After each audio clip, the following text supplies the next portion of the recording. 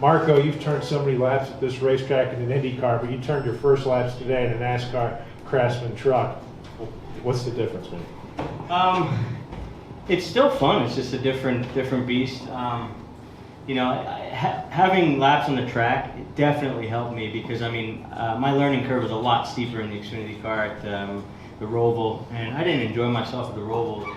This is a real racetrack, so lots of laps at it, and it helped that I didn't have to learn the track. I just had to learn the truck. So, and actually, it didn't even show the potential in the top 10. I couldn't get it rotated in turn 6, so I think we were about 3rd or 4th potential there. So, and there's a lot more to come from me sleeping on it. So, 20 minutes practice comes at you pretty quick. Okay, we're going to open the floor for questions. You have a question, we'll raise your hand. We'll start with Steve, and we'll go to Jim. Steve Connolly, the podium finish. Marco, you mentioned during your Indy 500 media availability that you were kind of leaving yourself open to options for what you're going to be racing.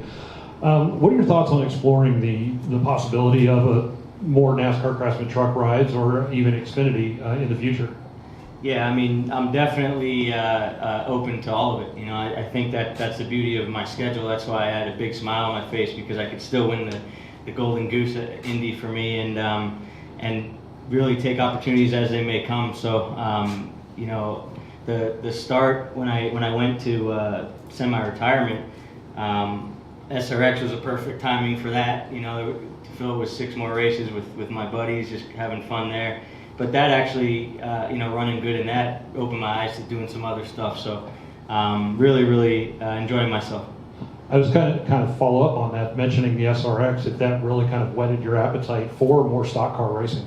It did, yeah, and especially, like, I mean, I love the dirt. Running on the dirt was so fun and new for me, and it was all new for me. I mean, stock cars and Indy cars almost like baseball and basketball, but you know, for me to go quicker today, I actually had to slow down. So that's a good thing, I think. Rather slow somebody down than have to speed them up. So the potential's there. Just have to, you know, like for example, we would have went quicker if I didn't overshoot turn 6 today. So I'm just really feeling it out and trying to maximize it. Go next to Jim and then to Tucker. JimMotorMotorsport.com. Marco, so based on what you said, would you probably not be wanting to do anything more of a full-time situation other than maybe like SRX, or is it still possible that you could do something? Yeah, I think the ship has sailed on full-time IndyCar. I think what it takes to you know, be competitive there, you need everybody pulling the same rope there, and I think that ship sailed. So I think, you know, I would never say never. I mean, I'm really loving the stock car stuff, so who knows what the future holds. And follow up, does what you've done in SRX open the door to thinking about trying an oval in NASCAR?